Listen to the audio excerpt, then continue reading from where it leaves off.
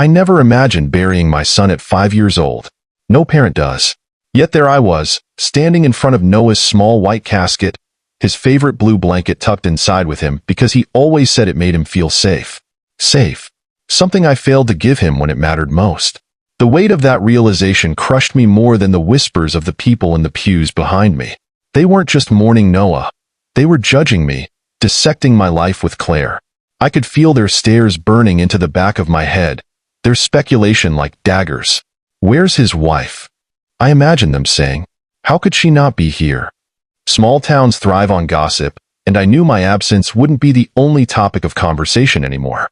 No, now they had Claire's glaring absence to feast on, but the town didn't know what I did. Only minutes before stepping into the church, my phone buzzed with a message from an unknown number. I glanced at it out of reflex, expecting condolences or another logistical question about the service. Instead, what I saw made my blood run cold. The picture was so sharp it could have been taken moments ago. Claire, lounging by a pool, her skin glowing under the Hawaiian sun. A man, young, tanned and smug, had his arm around her. A cocktail sat in her manicured hand. Below the photo, the message read, "Thought you should see what your wife is really doing today. A concerned friend." For a moment, the image didn't compute. My brain refused to link the woman I had built a life with to the person in that photo. Claire wasn't at an important business meeting, like she'd told me. She wasn't sitting at the front row of our son's funeral, holding my hand. She was sipping margaritas in paradise, tangled up with some stranger. The weight of betrayal was immediate, but there was no time to process it. My mother's hand gripped my arm as she whispered, "Jacob, you're shaking." I was. The phone trembled in my hand until I shoved it into my pocket, like burying it could make it disappear. It didn't. That image was burned into my mind, taunting me every time I blinked. Still, I couldn't break down. Not now. I swallowed the rage clawing up my throat and nodded at the funeral director. Somehow, my legs carried me to the front pew, and I sat where Claire should have been. I kept my head high, shoulders square, refusing to give the town the satisfaction of seeing me unravel. But my thoughts were anything but composed. They raced through the past few months, desperately trying to connect dots I hadn't noticed before. Claire's late-night calls. Her sudden work trips that always seemed urgent. The way she started talking about needing space when Noah's condition worsened. I had chalked it up to grief, thinking we were handling things differently. I'd been a fool. As the service began, I clenched my fists, nails digging into my palms to keep from losing it. The pastor spoke about Noah's love for life, his boundless energy even during the hardest days of his illness. My chest tightened when he mentioned Noah's favorite pastime, coloring his white roses with food dye. I could almost see him again, his small hands stained blue and purple, his giggle filling the hospital room. My eyes flicked to the bouquet on his casket, white roses as far as the eye could see. Claire hated those roses. She'd said they were too plain, but I insisted. They weren't for her. They were for Noah. She didn't deserve to be part of this moment anyway. Then, my phone buzzed again. Another message. This time, it was from Claire. "Sorry I couldn't make it. Important business meeting. I'll make it up to you." Make it up to me? Make up for skipping her son's funeral? Make up for sipping cocktails while I laid Noah to rest? Rage flooded through me, hot and consuming. It burned away the grief, if only for a moment, and left me with one single thought. She had no idea what was coming.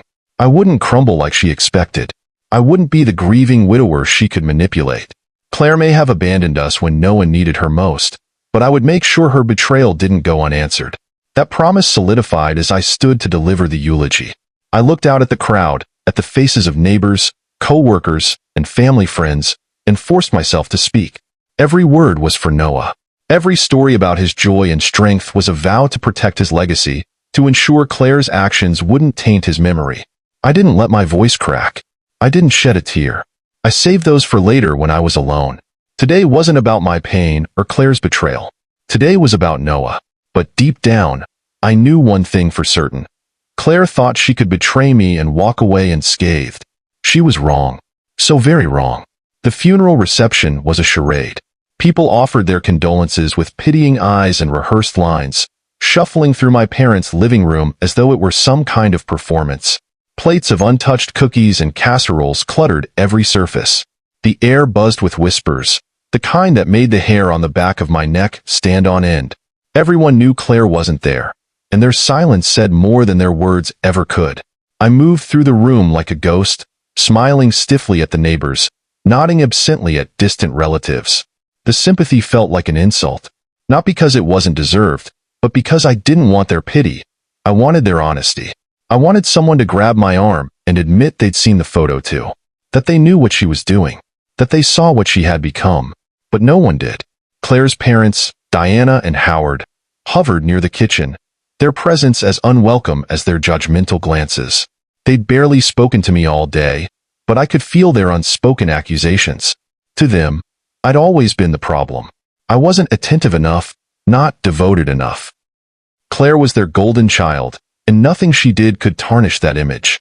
Diana finally approached me as I stood by the mantel, staring at a framed photo of Noah.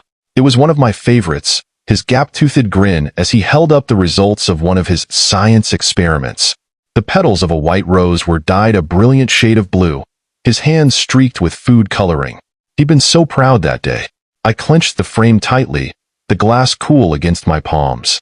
"Jacob," Diana said, her voice laced with a sweetness that didn't match her sharp eyes, "you've been so strong today. It's a shame Claire couldn't be here, but she's grieving in her own way. You know how difficult this has been for her." Difficult for her? My grip on the frame tightened as I turned to face her. She looked at me with feigned concern, the kind that barely masked the criticism underneath. Her words felt like a slap, each syllable digging deeper into my growing rage. "I'm sure it has," I replied, my voice colder than I intended. "Though I imagine Hawaii is a nice distraction from all the difficulty." Diana's expression faltered, just for a moment. She quickly recovered, her lips pressing into a thin line.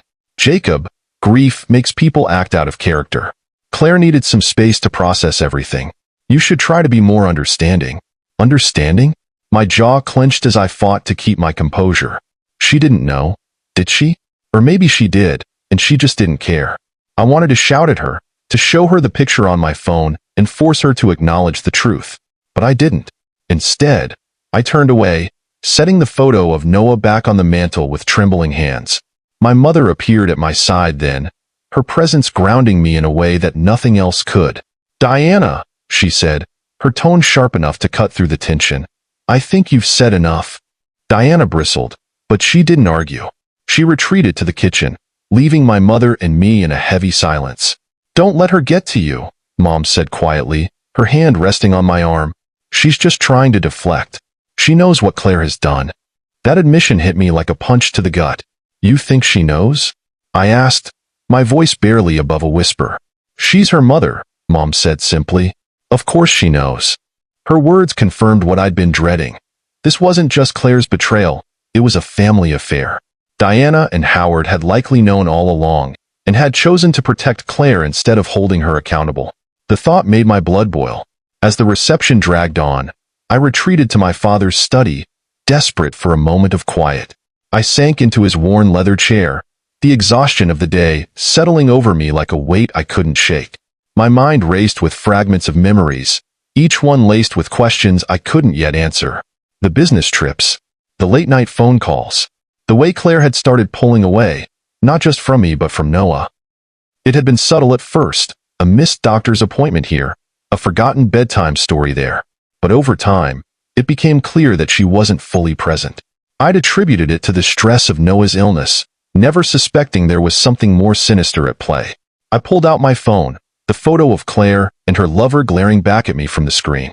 My thumb hovered over the delete button, but I couldn't bring myself to press it. This wasn't just evidence of her infidelity, it was a reminder of what I was up against. I didn't know what my next move would be, but one thing was certain. I wouldn't let her get away with this. Not after abandoning me. Not after abandoning Noah. Claire thought she could escape the consequences of her actions, but she was wrong. As I sat in the dim light of the study, my anger solidified into resolve. This wasn't just about revenge, it was about justice. For Noah. For me.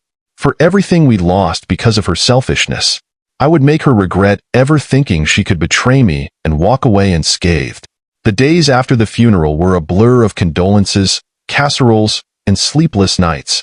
People came and went, offering words that felt more rehearsed than genuine. He's in a better place now. He's not suffering anymore. Their well-meaning attempts to comfort me only left me more hollow. What better place could there be than in my arms, laughing over cartoons or insisting on pancakes for dinner? Grief clung to me like a second skin, but beneath it, anger churned like a storm waiting to break. The photo of Claire in Hawaii wouldn't leave my mind, haunting me every time I closed my eyes. She wasn't just absent at Noah's funeral, she was celebrating her freedom, as though our son's death had been her ticket to paradise. I busied myself with sorting through Noah's room, hoping the distraction would dull the edges of my pain. His favorite stuffed penguin sat on his bed, worn and slightly lopsided from years of cuddling. I picked it up, the familiar weight stirring a fresh wave of tears. He'd carried it everywhere, even to the hospital. As I placed the penguin on his pillow, something on Claire's side of the room caught my eye. A stack of papers on her desk, carelessly left in plain sight. It wasn't like Claire to leave anything disorganized. Her life was a series of meticulous lists and color-coded schedules. Curiosity, or maybe instinct, drew me closer. The top sheet stopped me cold. It was a life insurance policy.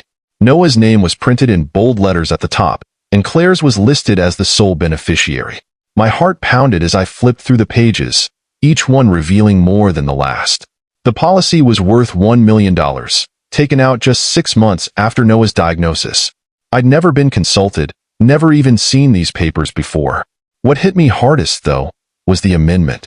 Weeks before Noah died, Claire had removed me as a beneficiary.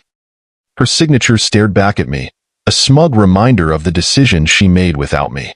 My hands shook as I rifled through the stack, finding receipts for loans she'd taken out against the policy. She had used the money, and for what? Plane tickets? Cocktails by the pool? Her lover's expensive taste? I sank into the chair, staring at the mess of papers.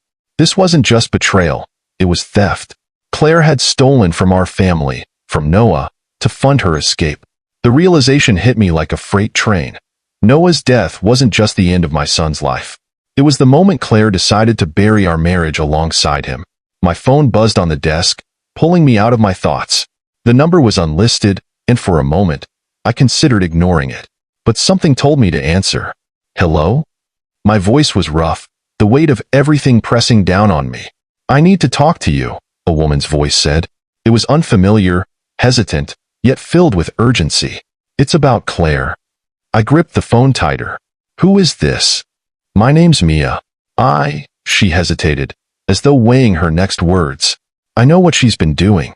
I know about Hawaii. And I know you're not going to like what I have to tell you. My chest tightened. Why should I trust you? You shouldn't, she admitted. But you should hear me out. Meet me at the coffee shop on Main. Now. The call disconnected, leaving me staring at the phone. Mia. The name didn't ring a bell, but the urgency in her voice was impossible to ignore. Part of me hesitated. What if this was a mistake? What if she was some crank with too much time on her hands? But another part, the part that couldn't stop replaying that photo of Claire in Hawaii, urged me to go. I needed answers, and whoever this Mia was, she seemed to have them. I grabbed the papers, stuffing them into a folder. If Mia had information, I'd be ready to confront her with evidence of my own. The anger I'd been suppressing since the funeral simmered just below the surface, threatening to boil over. As I left the house, I glanced back at Noah's room. The penguin sat on his bed, a silent witness to everything falling apart. I promised him, silently, that I'd make this right. Whatever Mia had to say, whatever truth she carried, I was ready for it. Or at least, I thought I was. What I didn't realize then was that this meeting wouldn't just confirm my suspicions. It would open a door to something far worse. Something I couldn't have imagined, even in my darkest moments. The coffee shop on Main was the kind of place Claire used to hate. Plain, unassuming, without the flair she always demanded in her life. As I walked in, the smell of burnt coffee beans and cheap pastries hit me. A single glance was enough to spot her.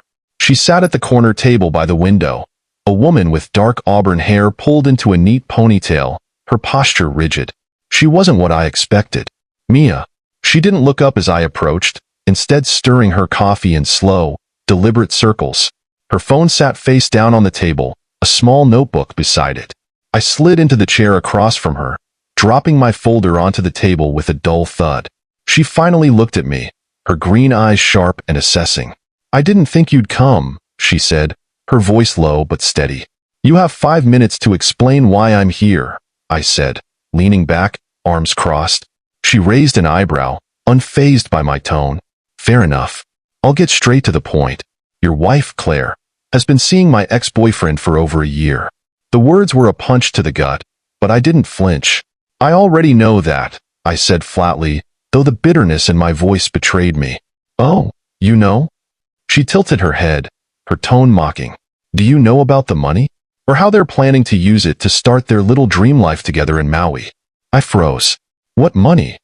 Mia leaned forward, her eyes narrowing. "The life insurance policy.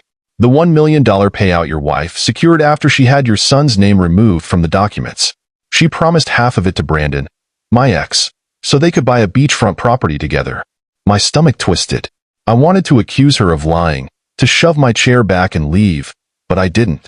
Instead, I stayed, my fingers digging into the edge of the table. "And how exactly do you know all this?" She smirked, a humorless expression. "Brandon isn't exactly discreet.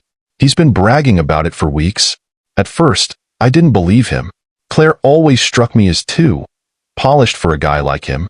But then he started showing me proof." Mia reached for her phone, scrolling with quick precision before sliding it across the table. Text messages filled the screen. Messages from Claire to Brandon. "Claire, the payout came through. It's more than enough. We'll be out of here by the end of the month. Brandon, Maui's waiting, babe. Just don't let him suspect anything. Claire, he's too broken to see straight. It's already done." My chest tightened, my breath shallow as I read each line. The Claire in those messages was someone I didn't recognize. Cold, calculating, detached. "I thought he was exaggerating," Mia continued, "but then I found more. Bank transfers, flight itineraries, even a picture of the house they're planning to buy.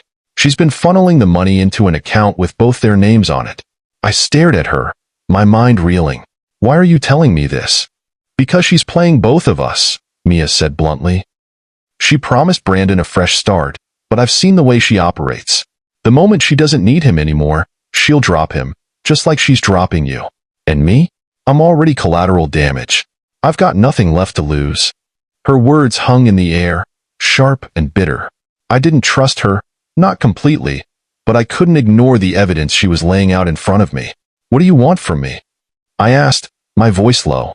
Mia leaned back, crossing her arms. "Revenge. Justice. Call it whatever you want. Brandon doesn't get to walk away scot-free, and Claire sure as hell doesn't either. You want to bring them down? I can help you, but we have to act fast." I studied her, searching for any sign of deception. She met my gaze head-on, unflinching. I didn't trust her motivations. There was too much anger behind her words, too much venom. But I knew one thing for certain. Claire had lied to me, stolen from me, betrayed me in ways I hadn't even begun to comprehend. "I'm in," I said finally, my voice like steel. Mia nodded, her expression softening slightly. "Good. Because this is just the beginning." She reached into her bag, pulling out a thick envelope and sliding it across the table. "Everything you need to know is in here. Names, dates, bank accounts, it's all connected. We just have to find the right thread to pull." I picked up the envelope, the weight of it matching the heaviness in my chest. As I stood to leave, Mia called after me. "Jacob," she said, her tone softer now. I paused, glancing back at her. "I'm sorry about your son. For what it's worth, I think Claire's the one who's broken, not you." Her words lingered as I walked out of the coffee shop and into the cold night air. My mind raced with the possibilities, the next steps, the ways I could make Claire and Brandon pay for what they'd done. This wasn't just about revenge anymore. It was about reclaiming what little dignity I had left, about protecting Noah's memory from the people who thought they could profit from his death. They had no idea who they were up against. I spent the night poring over the envelope Mia had given me. It was a maze of text messages, bank statements, and photos, each one a punch to the gut. Every page confirmed what I already feared. Claire wasn't just a selfish woman running off with her lover. She was a schemer, a strategist, and her betrayal ran deeper than I ever imagined. The money trail was damning. Deposits and transfers into an account I didn't recognize, all under Claire's name, linked directly to Brandon. But what stopped me cold was the evidence of collaboration. Her parents, Diana and Howard, were involved.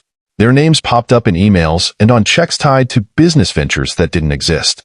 I should have seen it earlier, the way Diana and Howard always coddled Claire, treating her like she could do no wrong.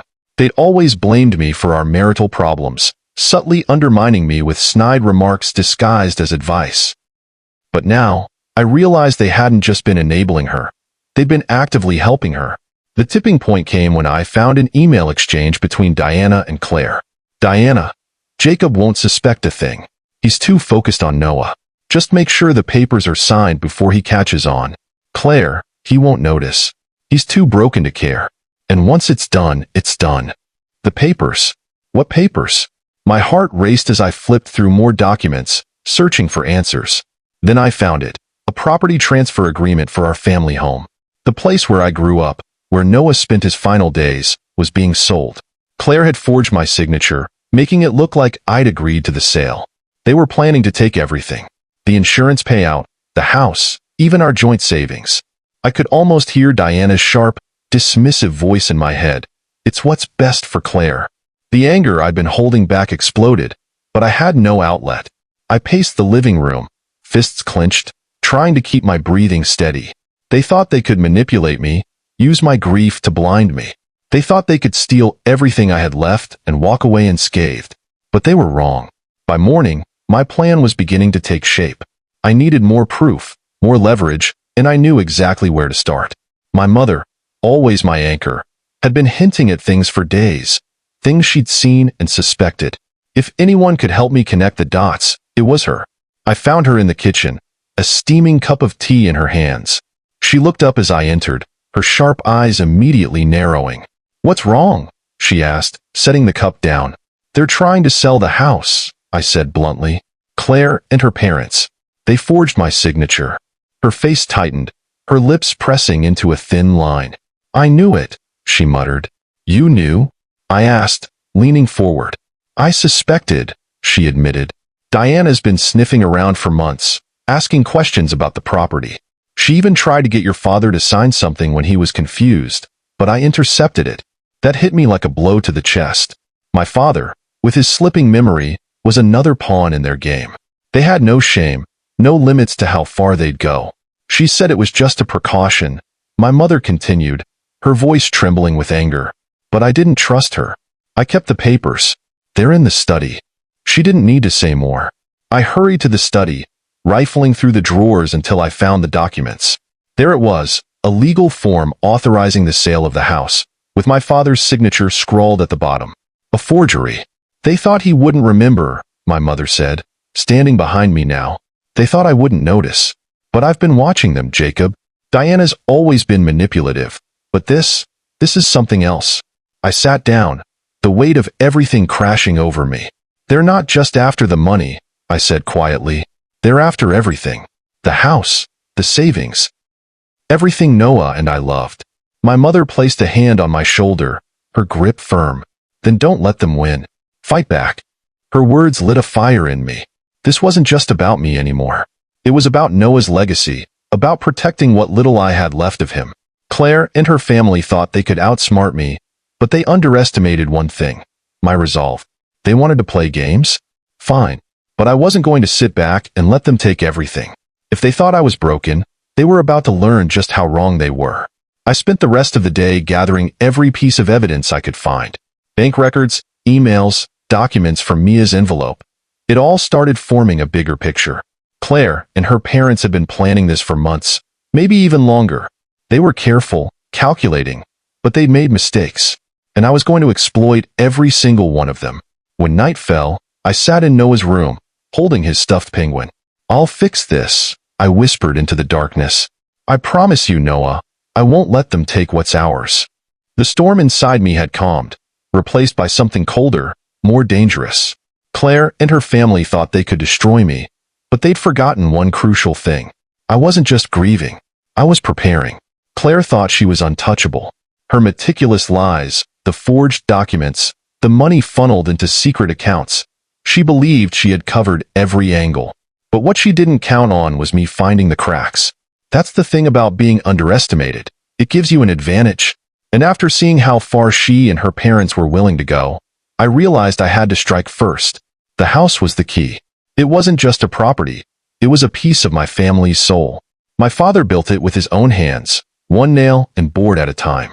It was where I grew up, where Noah learned to walk, and where we sat for countless nights, holding him through the worst of his illness. It was sacred. And Claire? She wanted to sell it to bankroll her escape. That morning, I called Marcus, an old friend who had transitioned from our high school debate team to a sharp legal career. He owed me a favor, and now was the time to cash in. "Jacob," Marcus said after hearing me out, his tone serious, "this is messy.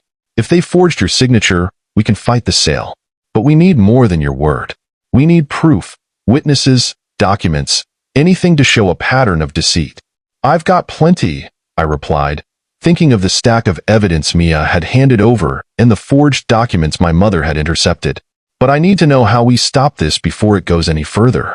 Marcus sighed on the other end of the line. "We need to move quickly. If they finalize the sale before we act, undoing it will be a nightmare. Let me pull some strings and dig into the legal filings. In the meantime, gather everything you can. Don't leave anything to chance." I thanked him and hung up, my mind already racing. Marcus was right. The clock was ticking. Claire and her parents weren't wasting time, and neither could I. I started by laying out everything Mia had given me, pinning it to the corkboard in my father's study like a detective piecing together a case. Bank transfers, emails, photos. It all painted a damning picture. But I needed more. My mother was my first ally. She kept a watchful eye on Diana's manipulations for months and was all too eager to help. "Your father might not remember everything clearly," she said, "but I do." Diana and Howard tried to pressure him into signing those papers more than once. I kept notes every time they showed up here unannounced. She handed me a small notebook, the pages filled with dates and detailed accounts of their visits. It was more evidence, another layer to add to the case I was building. Next, I reached out to Mia. As much as I hated relying on her, she had insight into Claire's plans that I couldn't ignore. "They're meeting with the realtor tomorrow to finalize the sale," she said over the phone. "If you're going to stop them, you'll need to be there." "How do you know this?" I asked, suspicion creeping into my voice. "Because Claire doesn't think I'm a threat," Mia replied. "She keeps me in the loop, thinking I'll just go along with it. But she doesn't realize I'm one step ahead of her now." Her bitterness was palpable, and while I didn't trust her completely, I knew she was right about one thing. Claire underestimated us both. With the pieces falling into place, I spent the rest of the day preparing. I copied every document, recorded every detail, and made sure I had backups. I wasn't leaving anything to chance. By the time night fell, the study was a battlefield of papers and plans. My mother walked in, a cup of tea in hand, and set it down beside me. "You've got that look in your eye," she said. "What look?" I asked, glancing up from the corkboard. "The same look your father used to get when someone tried to cheat him out of a deal," she said with a faint smile. "Don't let them take this from us, Jacob. Don't let them take Noah's home." Her words hit me like a lightning bolt. This wasn't just about me or even the house. It was about protecting what Noah loved, what he left behind. The rage I'd felt at Claire's betrayal had evolved into something sharper, more focused. "They won't," I promised. The next morning, I dressed like a man going to war. Suit pressed, tie knotted, folder in hand. Marcus had already filed a motion to halt the sale, but I knew I needed to show up and confront them head-on. As I stepped out the door, my mother handed me something small, a worn, stuffed penguin. "Take it with you," she said softly. "For luck." I slipped it into my briefcase, the familiar weight grounding me. It wasn't just a toy. It was a reminder of Noah's laughter, his resilience, his love for the life Claire had so easily abandoned. When I arrived at the realtor's office, I saw Claire's car parked out front. Inside, she and Diana were already seated at the table, their polished smiles masking the lies they'd been spinning for months. "Jacob," Claire said, feigning surprise as I entered. "What are you doing here?" I set the folder down on the table, opening it to reveal the evidence of their fraud.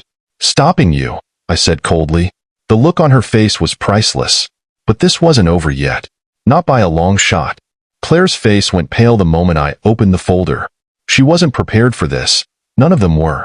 Diana sat beside her, her usual smug demeanor faltering as her eyes darted to the documents spread across the table. The realtor, caught in the crossfire of a battle he hadn't signed up for, looked deeply uncomfortable. "What is this?" Claire asked, her voice laced with faux confusion, though the quiver in it betrayed her nerves. "You tell me," I replied, leaning forward, "because it looks like a stack of evidence proving that you and your mother have been forging documents, siphoning money, and trying to sell this house behind my back." Diana's lips thinned. "Jacob, there's no need for dramatics. This is a simple real estate matter." "A simple real estate matter?" I shot back, my voice rising. "This is my home, Diana. My family's home. And you tried to take it away by forging my signature. Did you think I wouldn't notice? Or did you think I was too broken to fight back?" Claire shifted uncomfortably, her polished confidence unraveling. "Jacob, please. We've been under a lot of stress. We were just trying to handle things while you were grieving." I slammed my hand on the table, startling everyone. "Don't you dare use Noah's death to justify this. While I was burying my son, you were plotting to steal everything we built together. And for what? To run off with Brandon and live your little fantasy life in Hawaii?" Her eyes widened. I'd hit a nerve. "You don't understand." "I understand perfectly." I cut her off. "I understand that you've been lying to me for months. I understand that you've been funneling money into secret accounts. And I understand that you're willing to destroy what little I have left, all for some cheap thrill." Diana tried to interject, but I wasn't finished. "And you," I said, turning to her, "have been complicit in all of this. Manipulating my father, forging signatures, covering for Claire while she betrayed our family. Did you really think I wouldn't figure it out?" For the first time, Diana looked rattled. "Jacob, you're being unreasonable. We were only trying to protect Claire's interests. You've been unstable since Noah's death." "Unstable?" I laughed bitterly. "You mean grieving, mourning the son I loved, more than anything while Claire was busy planning her escape. If anyone's unstable, it's her, and you, for enabling her." The realtor cleared his throat, clearly regretting his decision to show up for work that day. "I think I should step out?" "No," I said sharply, turning to him. "You stay. You're about to see just how illegal this so-called real estate matter really is." I pulled out my phone and played the recording Mia had given me, a conversation between Claire and Brandon discussing their plans for the insurance money. "Claire, the payout's in the account. Once the house sells, we'll have enough for the down payment on the Maui place." "Brandon, what about Jacob?" "Claire, he's too distracted to notice. He'll never see it coming." The room fell silent. Claire's face turned an ashen shade of white, and Diana's composure shattered. "You recorded me?" Claire whispered, her voice barely audible. "No," I said, leaning back in my chair. "But someone who knows the kind of person you are did, and she was more than happy to help me expose you." Claire's eyes darted to the door, as if she were considering bolting. "You can't prove anything," she said weakly. "Oh, but I can." I slid more documents across the table, bank statements, emails, and evidence of forged signatures. Every transaction, every forged document, every lie. It's all here. And Marcus has already filed a motion to halt the sale. This house isn't going anywhere. The silence stretched on, heavy and suffocating. Claire looked at Diana, but for once, her mother had no comforting words to offer. "You thought I'd just roll over and let you win," I said, my voice low but steady. "But you underestimated me. You always have. This ends now." Diana opened her mouth to speak, but the door swung open before she could say anything. Marcus walked in, holding a stack of legal papers. "Sorry I'm late," he said, his tone casual. "I was just at the courthouse filing an injunction to freeze all property transactions tied to this house." He set the papers down on the table and turned to the realtor. "You might want to walk away from this deal. It's going to get messy." The realtor didn't hesitate. "I think that's my cue to leave," he muttered, grabbing his briefcase and practically running out the door. With him gone, I turned back to Claire and Diana. "You have two options," I said. "You can walk away now, leave this house, and give up on whatever scheme you had planned. Or you can fight me, and I'll make sure you both end up in court, and on the front page of every newspaper in town."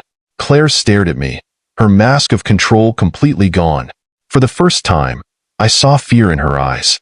Diana, however, wasn't ready to surrender. "You're bluffing," she spat. I met her gaze head on. "Try me." Claire grabbed Diana's arm. "Mom, stop. He's not bluffing." Diana hesitated, but the look in Claire's eyes convinced her.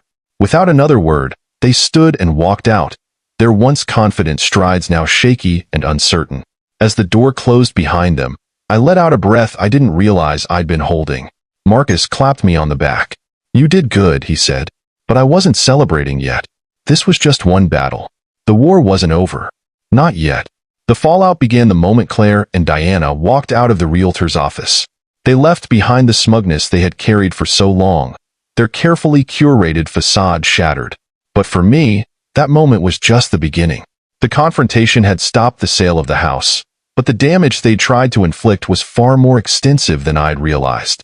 Marcus wasted no time filing motions to freeze all joint assets and accounts. "They're not just after the house, Jacob," he told me as we sat in his office later that day. "They've been playing a long game, trying to drain everything you own. If we don't act fast, they could still slip through the cracks." I nodded, the weight of his words sinking in. "What's our next move?" "We expose them," he said simply. "All of them. Claire, Diana, Howard, everyone who had a hand in this. We hit them with fraud charges, property theft, and anything else we can prove." It was a daunting prospect, but I was ready. This wasn't just about getting justice for me anymore. It was about protecting Noah's memory and ensuring that Claire and her family faced the consequences of their actions. The first step was gathering more evidence. Marcus and I pored over every document, email, and transaction we could find, building a case that left no room for doubt. Mia proved to be an invaluable ally, providing even more damning information about Claire's secret accounts and her relationship with Brandon. "You don't realize how much she bragged to him," Mia said during one of our meetings. "She thought he was her partner in crime, but Brandon was careless. He left a trail everywhere he went." The evidence painted a grim picture of Claire's betrayal. She hadn't just siphoned money from the life insurance policy. She had also funneled funds from our joint savings, creating fake expenses to cover her tracks. Diana and Howard had been complicit every step of the way, using their influence to hide her actions and manipulate legal documents. With Marcus leading the charge, we filed a civil suit against Claire and her parents. The legal process was grueling, each step a reminder of just how much they had tried to take from me. But as the weeks went by, the tide began to turn. Claire's lover, Brandon, became the first crack in their armor. Faced with mounting pressure, he turned on her, providing testimony that corroborated everything Mia and I had uncovered. His statements confirmed Claire's intentions to steal the insurance payout and use it to start a new life in Hawaii. Diana and Howard weren't as quick to fold. They tried to spin the narrative, painting themselves as victims who had only been trying to protect Claire during a difficult time. But the evidence against them was overwhelming. Emails, bank records, and forged documents all pointed to their active involvement in the scheme. The final blow came when Marcus uncovered an even deeper layer of deception. Claire and Diana had attempted to manipulate my father into signing over not just the house, but other family assets as well. Marcus found proof that they had targeted him during moments of confusion caused by his dementia, hoping to exploit his condition for their gain. "That's not just fraud," Marcus said when he showed me the documents. "That's elder abuse. And the courts won't take that lightly." When the charges were filed, the weight of their crimes finally caught up with them. Claire, Diana, and Howard faced a litany of legal consequences, from fraud to property theft to conspiracy. The public exposure was brutal, their once respected reputations in our small town reduced to nothing but gossip and disgrace. Claire, of course, tried to play the victim. "I didn't know what I was doing," she claimed during a deposition. "I was grieving. I made mistakes." But her tears didn't fool anyone. Not the lawyers, not the judge, and certainly not me. She had made her choices, and now she was paying for them. In the end, the courts ruled in my favor. The house was officially mine again, along with the remaining assets Claire hadn't managed to siphon away. The life insurance payout, which she had planned to use for her new life, was frozen and redirected to its original purpose, supporting pediatric cancer patients in Noah's name. It wasn't just a legal victory, it was a moral one. Every step of the way, I had fought to protect what mattered most, my son's memory and the legacy he left behind. But even with the legal battle won, the scars of their betrayal remained. Claire's actions had fractured something deep within me, something that couldn't be easily repaired. She had shown me the depths of her selfishness, And while I had triumphed over her schemes, it came at a cost. As for Diana and Howard, they retreated from the public eye, their reputations in ruins. They had spent years building their influence, only to see it crumble in the face of their greed. I couldn't bring Noah back, but I could ensure that Claire and her family would never hurt anyone else the way they had hurt me. The fallout was complete. The house was safe, the money redirected to a cause that mattered, and the people who had tried to destroy me were facing the consequences of their actions. But the fight wasn't over yet, not for me. Because while the legal battle was behind me, the journey toward healing had just begun. The house was quiet now, a kind of quiet that settled deep in my chest. For months, it had been filled with the chaos of lawyers, documents, and the weight of betrayal.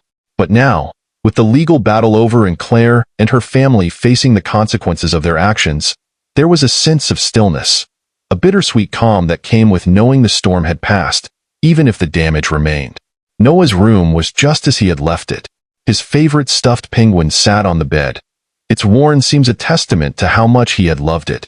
The colorful drawings he'd taped to the walls were still there, and for a moment, I could almost hear his laughter.